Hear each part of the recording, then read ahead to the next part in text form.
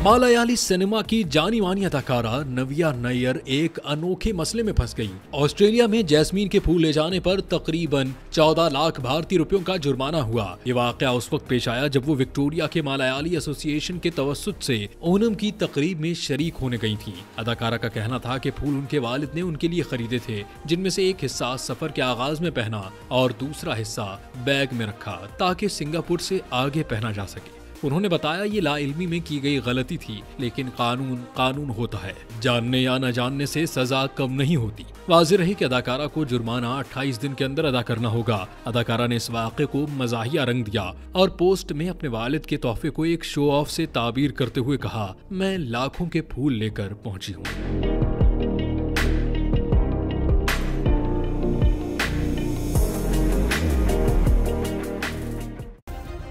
Subscribe करें और bell दबाएं ताकि कोई खबर रह न जाए।